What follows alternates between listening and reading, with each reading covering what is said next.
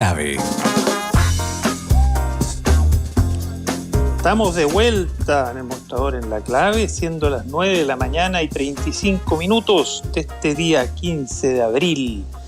Vamos a conversar sobre elecciones y, aprovechando de hablar de elecciones y de fechas de elecciones y complicación para hacer elecciones, vamos a aprovechar de hablar de lo digital y de la democratización a través de lo digital, que muchas veces asocia la gente instrumentos digitales para mejorar la democracia y facilitar actos eleccionarios, por ejemplo, con democracia digital. Y no es lo mismo, tienen vinculación, pero no es lo mismo. Vamos a conversar sobre estos temas y la importancia que tienen con Tomás González, director ejecutivo de la Fundación Tribu. ¿Cómo estás, Tomás? Hola Federico, muy contento de estar aquí, muchas gracias por la invitación. Qué bueno, en la Fundación Tribu han trabajado mucho este tema de la democracia digital, así que queríamos conocer tu posición y conocer la postura de lo que es una democracia digital y cómo puede mejorar esto la participación y la calidad de la democracia. Y tenemos también a Marcela Hernando, ella es diputada radical por la región de Antofagasta, integrante de la Comisión de Gobierno Interior, que es justamente la comisión de la Cámara que ve los temas de institucionalidad. Bienvenida, Marcela Hernando. Muchas gracias, Federico. Un gusto estar contigo y con Tomás. Saludarlo a él también. Gracias. Oye, ¿qué te parece que conversemos un poco sobre las elecciones, la dificultad para hacerlas y mezclemos eso con instrumentos digitales y con democracia digital, para no teorizar tanto? Hagámoslo en relación con esto que está ocurriendo, que, como dice Marco Moreno, analista político, las democracias no se pueden enfermar. Aunque haya una pandemia, hay que seguir con los ritos democráticos que le dan sustento, el desde al funcionamiento sano de una democracia, y por lo mismo no pueden dejar de hacerse las elecciones por mucha pandemia que haya. Entonces, Marcela Hernando, ¿a ti te parece posible que se vuelvan a postergar las elecciones? ¿O ves necesario, vinculado con eso, que se implementen formas de votación que lo permitan, no obstante la pandemia? Voy a contestar primero la pregunta de si me parece posible. La verdad es que hoy día parece todo posible, y manifestar mi rabia, mi impotencia, porque ya lo dijimos cuando se tramitó la postergación.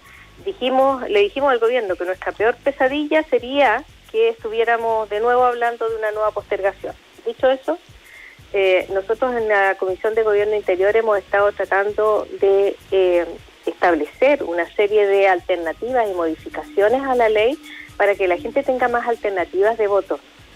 Te lo digo yo, que soy de una región minera. O sea, nosotros tuvimos en la comisión a los representantes de las federaciones mineras, y nos decían ellos que la mitad de los trabajadores, que son miles, se quedan sin votar. O sea, tú estás hablando de un universo por lo menos de 150.000 trabajadores que quedan sin votar porque están de turno ese día. Entonces, para nosotros... En las faenas mineras. En las faenas mineras. Si uno le suma la gente que está de turno en las bombas de benzina, en los hospitales, etcétera, obviamente que se hace necesario otras formas de voto. Hemos intentado, lo único que el gobierno ha estado disponible para abrirse tiene que ver con el voto adelantado y adelantarlo a 2 días, pero nos ha negado la tramitación de proyectos nuestros, como el voto electrónico, como el voto telemático, y una de las cosas que yo digo es: ¿por qué, si yo puedo votar las leyes desde mi celular aquí en Antofagasta, por qué no se podría votar en una elección? Eso, para que comencemos a dialogar. Perfecto, para provocar la conversación.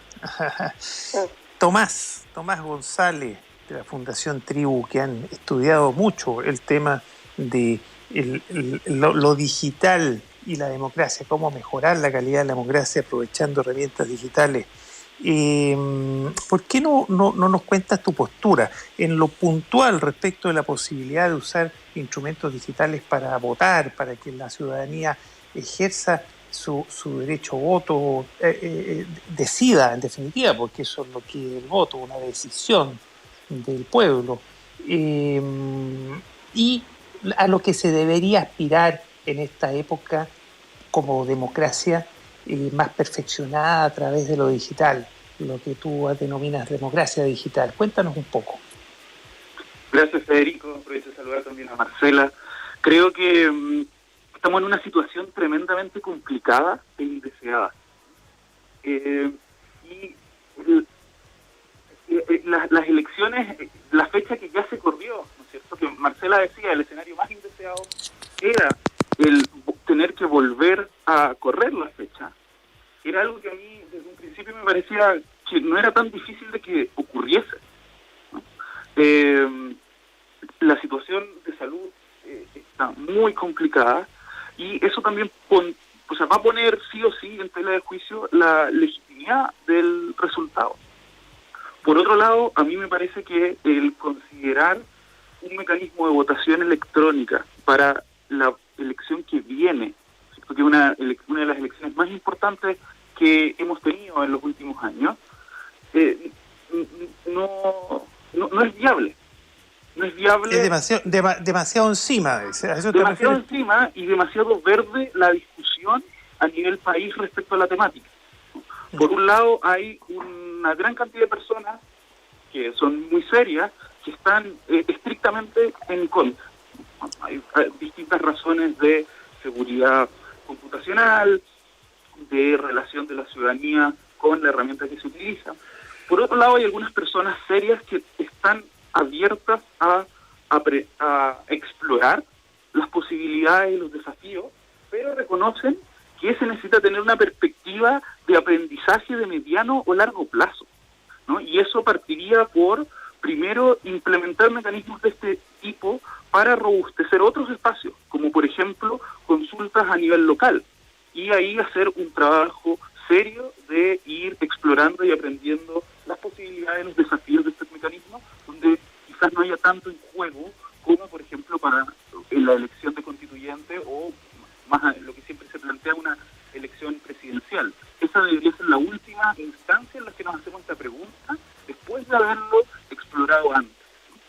Y respecto a lo que tú me preguntabas más en términos... Bueno, oye, pero lo que tú mencionas, Tomás, no nos debiera sorprender porque la clase política, por lo menos la actual, de una improvisación enorme. Entonces, siempre es al final, sin tomar las precauciones o por lo menos la planificación adecuada. Entonces, tu conclusión respecto de algún instrumento digital para las elecciones que vienen es que ya es tardío, que se puede hacer y se puede hacer confiablemente, pero con una planificación y para elecciones de más adelante, con una educación de por medio y tomando todos los resguardos. ¿Te interpreto bien? Sí, el cuándo estemos listos yo no lo sé, pero lo que sí creo es que se necesita adoptar una perspectiva de futuro, perspectiva de aprendizaje y iniciar una hoja de ruta, ¿no? Que sea progresiva. Pero para lo inmediato, a mí me parece que no, porque podría abrir un flanco de legitimidad a los resultados, y eso es lo que menos necesitamos en un escenario como en el que estamos. Por supuesto. ¿Tú, Marcela Hernando, estás de acuerdo con esta evaluación? Absolutamente de acuerdo, pero me permito hacer un comentario a propósito de la improvisación, porque existen proyectos desde hace más de un año y de meses que hablaban de esto. O sea, yo me atrevería a decir que incluso anteriores al estallido social. Y entonces el problema es que hay que empezar en algún momento. Ya, es decir, hay proyectos, es decir, no todos han sido improvisadores. Algunos presentaron proyectos para que esto se discutiera con calma, pero el gobierno no le dio el impulso, el servicio electoral. Eso, ¿no? El servicio electoral ha mirado para el lado, ¿a eso te refieres tú? Exactamente. Incluso algunas cosas que el anterior director del CERVEL había dejado señalado en que se podía avanzar y que estaban bastante dialogados con la comisión, pero que no tenían apoyo por parte del Ejecutivo. Y lamentablemente no podemos avanzar si es que no se ponen en tabla. Qué complicado, ¿eh? Y el tema, Marcela, del voto anticipado y del voto por correo, por ejemplo, como lo hacen en Estados Unidos, ¿se ve posible en Chile? Para dejarlo digital un poco aislado, y ya sabemos por Tomás González que se puede, pero habría que hacer una verdadera planificación y gradualidad, pero cosas distintas, no digitales, como el voto por correo, por decirlo, el voto anticipado. Yo creo que se puede hacer el voto anticipado, el voto por correo. Si bien es cierto, nuestro país no es el mismo que hace 2, 3 décadas, en que uno hablaba bastante menos de la corrupción en términos de las personas que tendrían que dar o certificar la validez de ese voto. Yo creo que todavía existe un aparato gubernamental que es bastante serio en Chile, y la institucionalidad permitiría de todas maneras el hacer este voto anticipado por correo. Perfecto. Tomás González, director ejecutivo de la Fundación Tribu. Ustedes han estudiado mucho el gobierno digital, la democracia digital. Cuéntanos un poco a qué se refiere, porque no se refieren claramente a lo menos no solo a la posibilidad de elegir, de hacer eventos eleccionarios, de plebiscitar a través de lo digital. Es mucho más que eso. Cuéntanos qué es una democracia digital y por qué es importante, porque entiendo que lo que ustedes buscan es mejorar la calidad de la democracia, ¿no? Efectivamente, Federico, muchas gracias. Bueno, parte esto por reconocer que el avance de la sociedad digital, ¿no?, conlleva cambios estructurales en la forma como convivimos, y que, por tanto, la pregunta por una democracia coherente con la era digital no solo tiene que ver con la incorporación de nuevas herramientas a los diseños que ya conocíamos, sino que también poner sobre la mesa la pregunta por el diseño de nuevos marcos institucionales, nuevos modelos para lo que conocemos como la democracia. Entonces, porque estos cambios estructurales tienen que ver con oportunidades y también con grandes amenazas a las cuales se ve expuesta la convivencia democrática. Una de esas amenazas, por ejemplo, tiene que ver con cómo ha cambiado la forma como las personas se informan. Dado que estamos aquí en la radio, un medio de comunicación, ¿no es cierto? Con el avance de las tecnologías digitales, las personas hoy tenemos la posibilidad de informarnos a través de muchísimas fuentes, cada quien desde la fuente que más nos gusta o desde la fuente que un algoritmo identifica que es la que más nos va a gustar. Y eso tiene un tremendo problema, que es estructural en la dinámica de la sociedad. Se acentúan entonces las burbujas de pensamiento a partir de información parcial. Y a la vez, los algoritmos tienen, y las personas se ven expuestas a esto también, los incentivos a replicar posiciones más acentuadas, más polarizadas. Entonces, estamos en un contexto, por ejemplo, en el que el cambio de la forma de informarnos ha llevado a un incremento de la polarización y se ha convertido en terreno muy fértil para los populismos. Entonces, la pregunta que surge, por ejemplo, ante ese cambio, ¿no?, es ¿qué herramientas podemos utilizar para robustecer lo que hoy tenemos? Y, por otro lado, ¿qué nuevos diseños podemos implementar para hacernos cargo de esto? Porque, o sea, esto ya se ve, pero en un estado crónico hoy en el funcionamiento de la democracia. Nosotros, te cuento muy breve, 2 ejemplos de cada caso.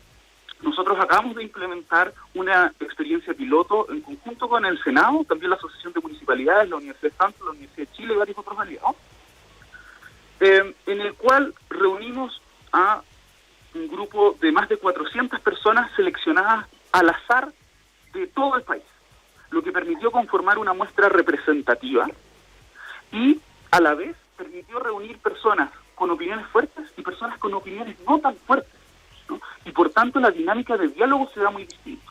Bueno, ahí usamos mucha tecnología. Usamos una herramienta de criptografía de la Universidad de Chile que permite que el sorteo haya sido hecho de forma transparente y verificable.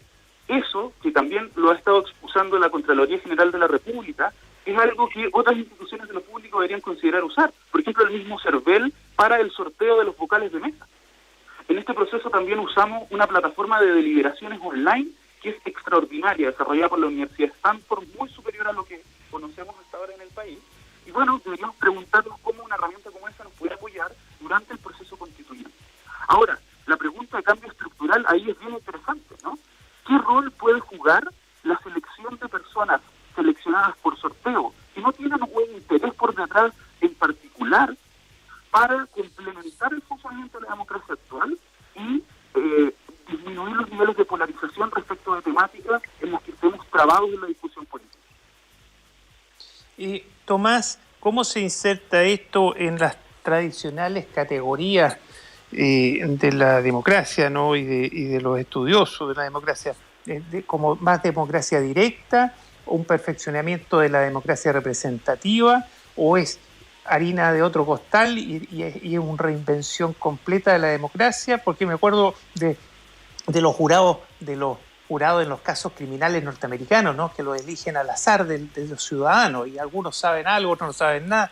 En fin, tiene algo de eso, ¿no?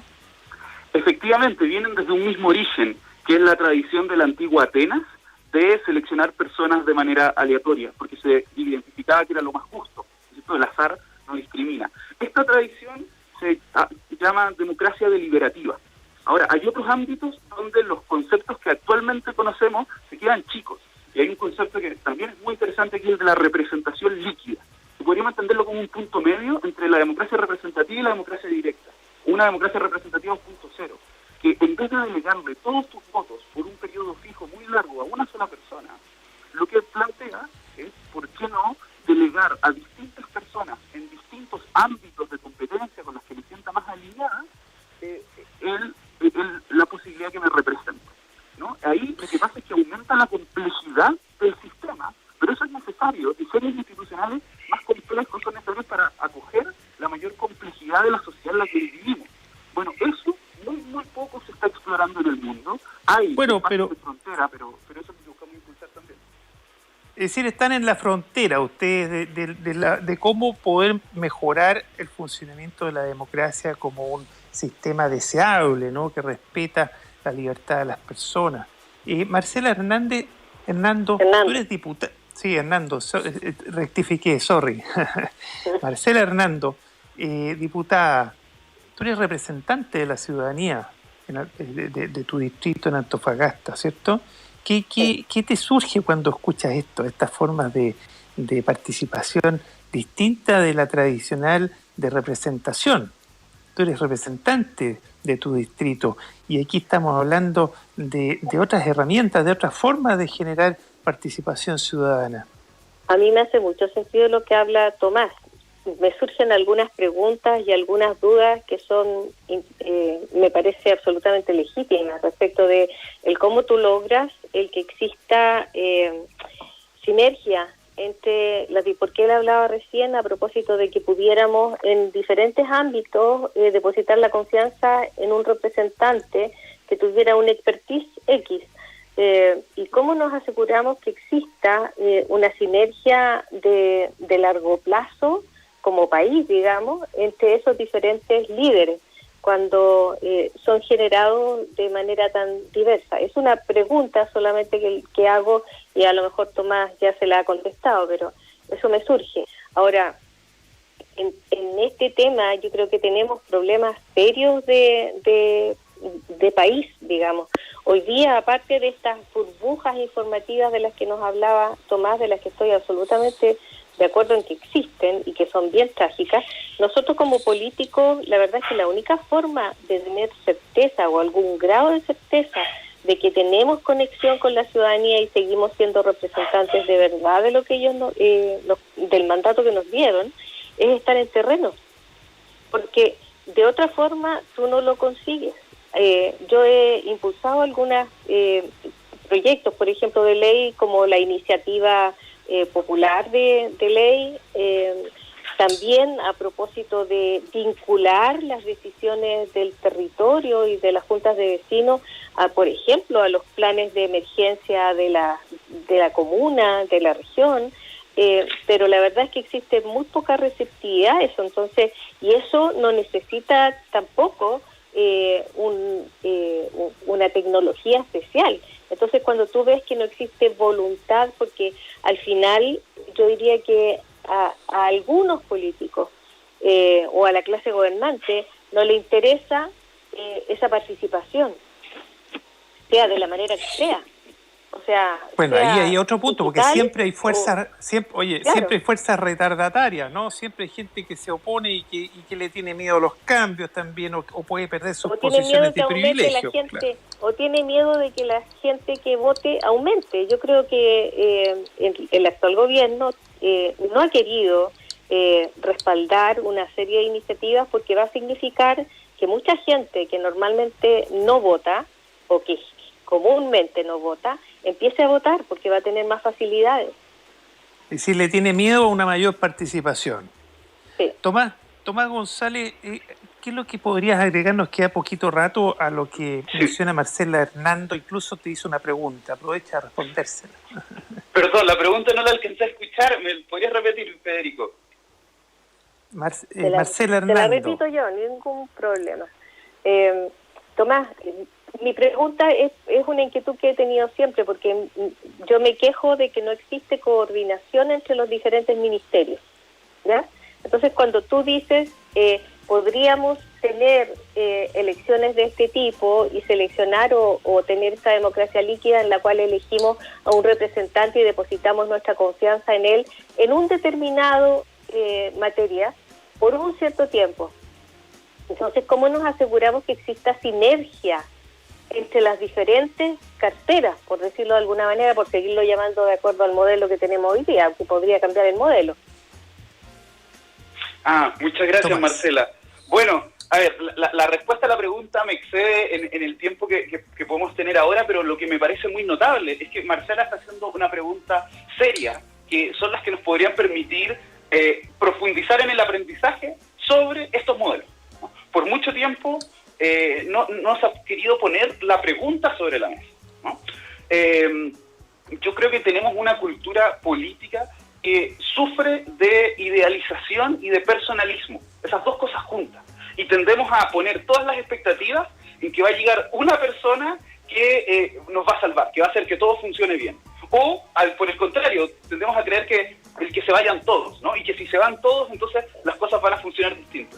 Pero si se van todos y los sistemas son los mismos, yo creo que las dinámicas van a tender a ser las mismas. Entonces, poco a poco en el mundo se está empezando a tener una conversación más seria respecto a estos nuevos modelos. Hay en el MIT, desde distintas disciplinas, de la tecnología, incluso en la Escuela de Negocios, el Centro de Inteligencia Colectiva, en Harvard, en Yale, desde la ciencia política, en Europa, desde la tecnología y el derecho, quienes se están preguntando estas cosas. Y en la medida que nos hacemos preguntas como la que plantea Marcela, podemos mejorar en el diseño. La democracia que hoy tenemos no nació de la noche a la mañana.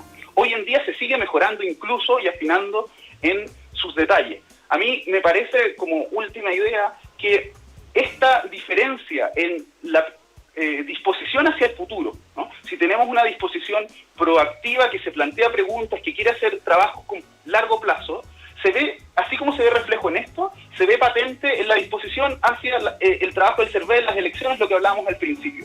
Hay quienes han sido muy, de una perspectiva no innovadora, digamos, muy estática, y hay quienes han querido impulsar cosas. Aquí necesitamos una agenda de largo plazo que busque recordar que el objetivo de la democracia se trata del objetivo, no de la herramienta, ¿no? Y tenemos que buscar el sistema que sea más representativo, más inteligente y más ágil para la mejor dinámica social. Esa es la pregunta sobre la mesa. Gracias, Tomás González. Se nos acabó el tiempo. Marcela Hernández, Nando, muchas gracias. Oye, Federico, me dejaste, pero casi con la vamos a tener que seguir Oye, es que vamos a tener que seguir la conversación otro día. ¿Sabes por qué? Porque ahora viene combinación clave con Fernando Paul.